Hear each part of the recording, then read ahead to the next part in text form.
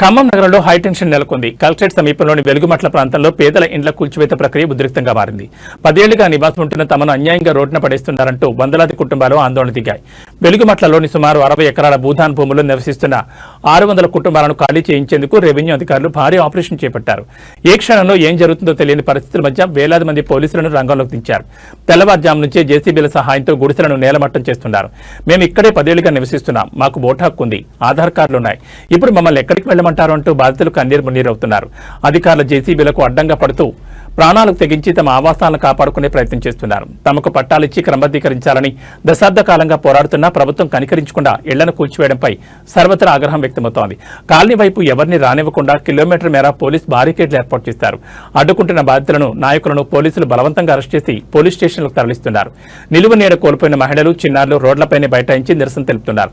ఒకవైపు అభివృద్ధి పేరుతో జరుగుతున్న ఈ కూల్చివేతలు, మరోవైపు గోడు కోల్పోయి రోడ్డున పడ్డ పేదల ఆక్రందనలతో ఖమ్మం జిల్లా కేంద్రం దద్దరిల్లుతోంది.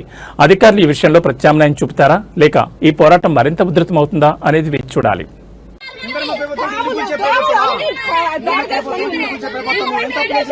ముందుగా చెప్తే పక్కకు పోతుందా 8 సంవత్సరాల నుంచి ఉంటాను చెప్పి బాబు మీ కాదు చెప్తుంది. ఎవరు చెప్పు లేదా ఏం లేదా అట్లాంటికి వచ్చి హైకోర్టు ఆర్డర్లు వచ్చినా ఏటి కావాలన్నా ఏమి చేయరా? ఇది న్యాయమేనా? మమ్మల్ని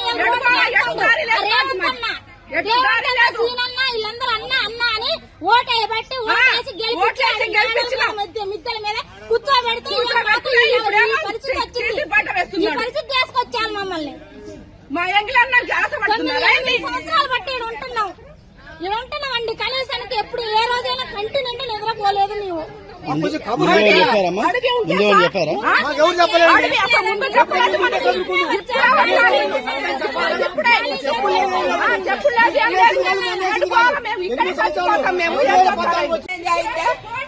మాకు ఇప్పుడు కష్టపడి కట్టుకున్నాం. ట్యాంక్ కాడి నుంచి 2 గుట్టలు సన్న, ఇప్పుడు ఇది 3వ సారి మేము కట్టుకోవటం. నెల నుంచి పనులు లేకోకుండా ఏం లేకోకుండా ఈయన సాయం చేస్తాడని ఈయనకి డబ్బు లేకుండా ఓటెత్తి అన్యాయం చేసి ఎవరికేసారమ్మా? ఎవరికేసారు? జగన్ రేవంత్ రెడ్డి గెలవాలని రూపాయి లేకోకుండా గెలిపించినాం. ఒకసారి ఆయన కొంచెం సాయం చేస్తాడని. కరెంటు సంవత్సరం నుంచి లేదు, నీళ్లు లేవు, నిప్పులు లేవు, కడుపుతా ఉన్న పిల్లలు అన్ని.